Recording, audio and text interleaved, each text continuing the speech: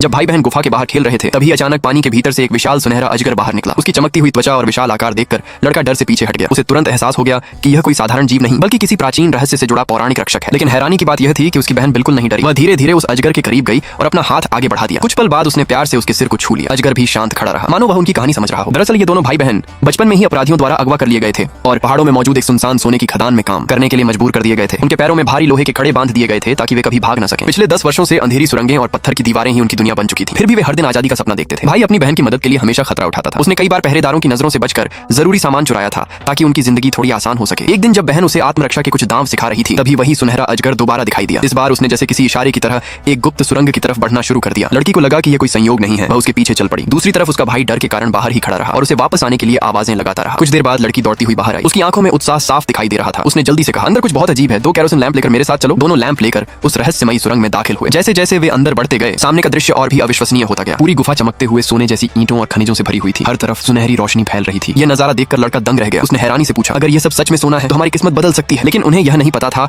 कि वह सुनहरा अजगर सिर्फ एक जीव नहीं बल्कि उस गुप्त खजाने का सदियों पुराना रक्षक था। तभी लड़की की नजर दीवारों पर बने रहस्यमयी प्रतीकों और प्राचीन अक्षरों पर पड़ी। वह उन्हें ध्यान से पढ़ने की कोशिश करने लगी। उसी दौरान लड़के को धूल से ढका एक पुराना स्क्रॉल मिला। जब उसने उसे खोला तो उसमें खदान से बाहर निकलने वाले एक गुप्त रास्ते का संकेत बना हुआ था। अब पहली बार उन्हें लगा कि शायद किस्मत ने उनके लिए आजादी का दरवाजा खोल दिया है। लेकिन सवाल यह था कि क्या वे उस रास्ते तक सुरक्षित पहुंच पाएंगे। रुक जा बेटा, मुझे पता है तुम्हारे मोबाइल में जादू काम नहीं कर रहा है। जादू करने के लिए सबसे पहले इस लाइक वाले बटन को दबाना है, उसके बाद इस सब्सक्राइब वाले बटन को, फिर शेयर वाले ऑप्शन में जाकर व्हाट्सएप वाले बटन को दबाए रखना है। देखो बेटा, जादू हो गया। अगर विश्वास नहीं है तो एक बार